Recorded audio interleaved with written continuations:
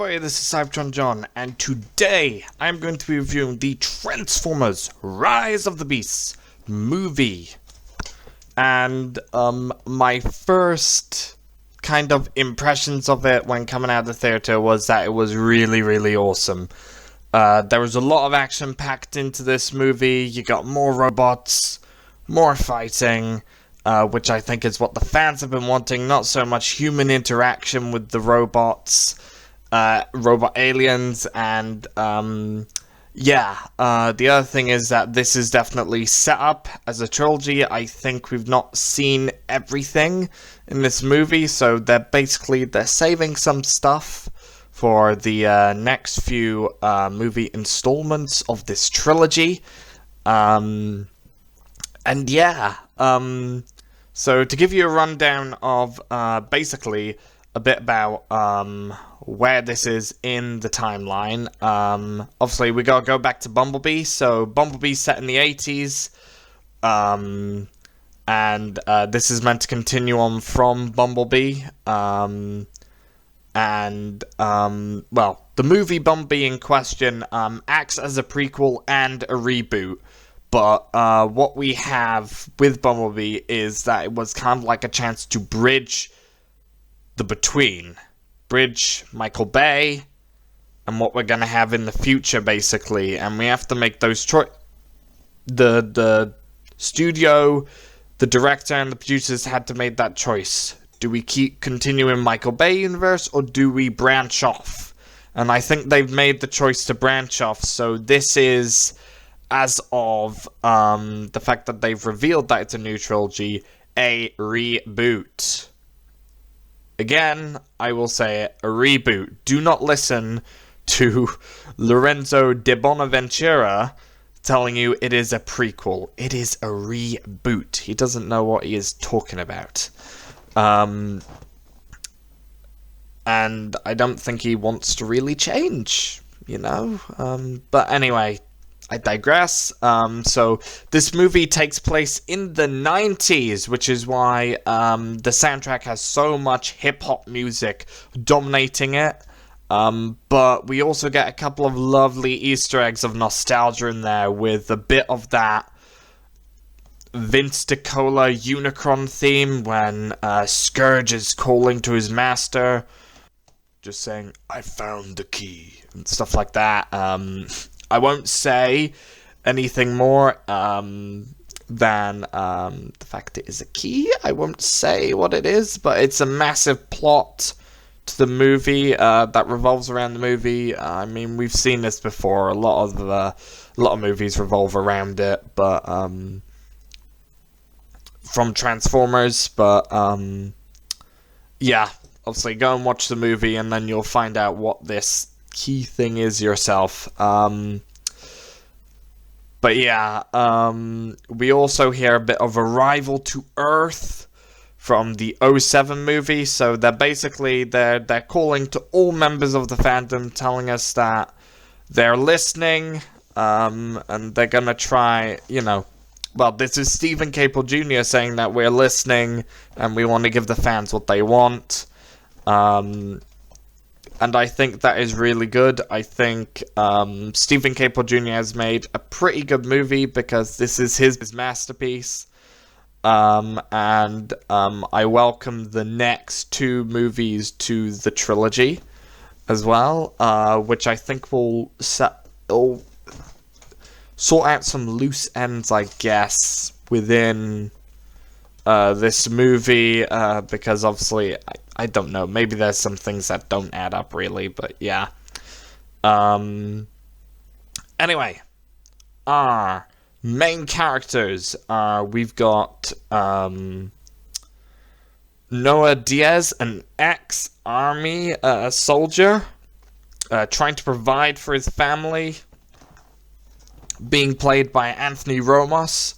And we also have Elena, I think her name is, being played by Dominique Fishback, who, her character is, she's like a museum type of archaeologist type person, very into hieroglyphic symbols, wanting to uncover history, ancient history even, and her resourcefulness and skills of this nature helps the Autobots on their journey towards finding this key, if you will.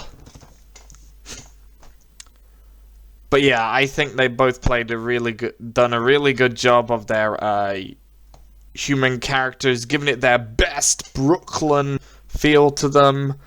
And let's move on to our Autobot cast. So Optimus Prime, being played by Peter Cullen. I think he done a really amazing job of Optimus Prime. You can see more emotion with Optimus Prime as well. So this is trying to show the emotion of Optimus Prime from Generation 1, which I think is really good.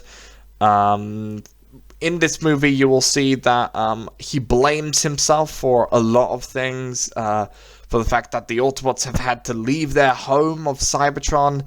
And at the beginning, he's just trying to find a way to get them back to Cybertron. He's been waiting out to try and find a way back home, really. And, yeah, obviously, throughout the movie, he has to continue making tough decisions. He has to continue doing it. And then we also have RC, Bumblebee, and Mirage. Now, Mirage is very much your anti-authoritarian character. He's very much a type of character that would really goes down with the teenage demographic of 12, 13-year-olds today.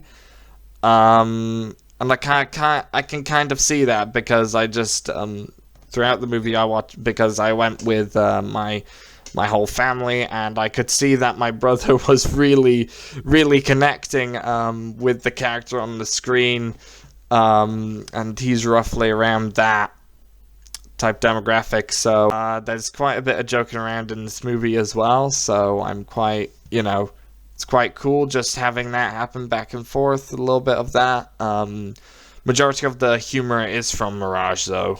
I really like him as a character, I just do. You can't help but think that he's now that kid appeal character that Bumblebee is, and Bumblebee is now striving to be that warrior. That's that maturing warrior now that we've seen in certain TV shows like Robots in Disguise and stuff like that from 2015. But yeah, hopefully we'll see more to do with Mirage in the future movies of this trilogy.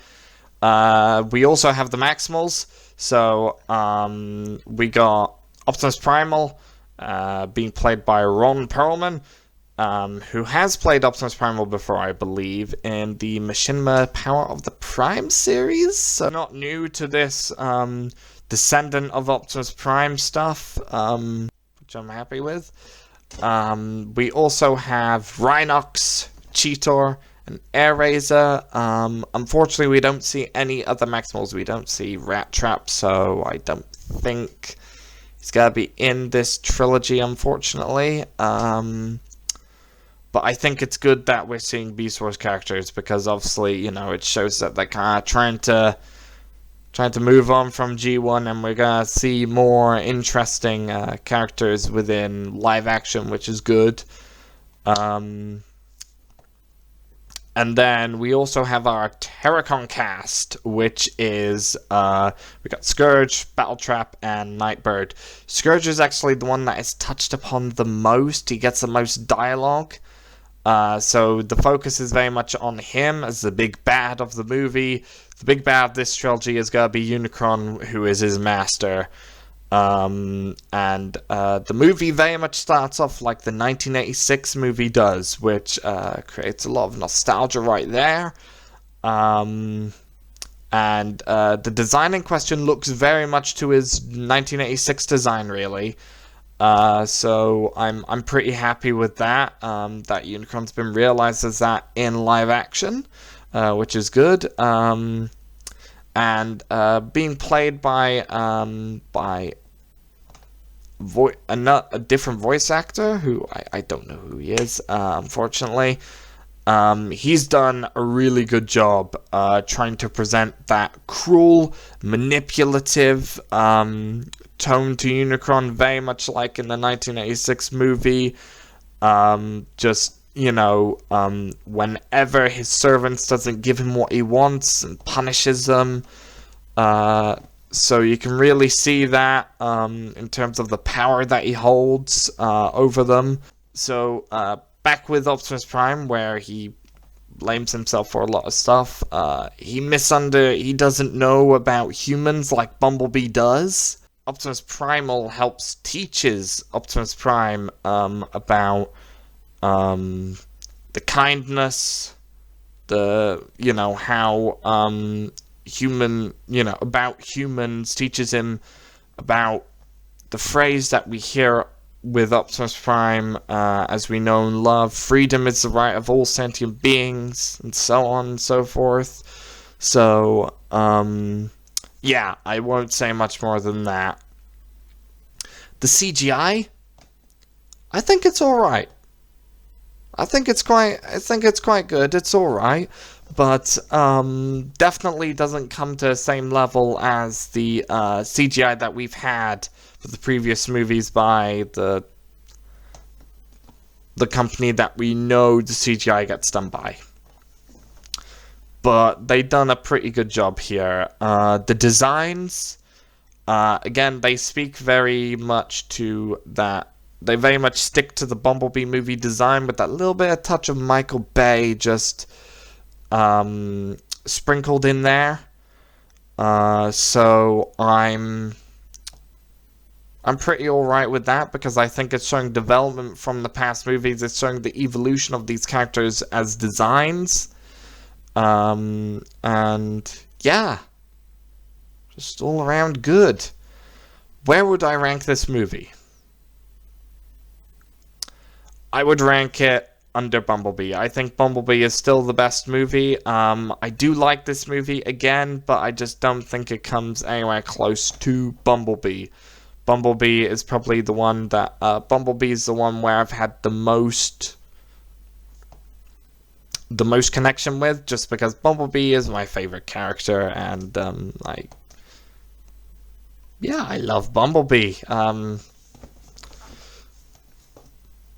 But yeah, I think that's where that stands. I very much welcome more Beast Wars in these movies. Unfortunately, we don't see Decepticons, so here's hoping that they turn up in the next movie or just somewhere in this trilogy. But yeah, anyway, that is my video review on Transformers Rise of the Beasts. Again, I think it's an amazing film.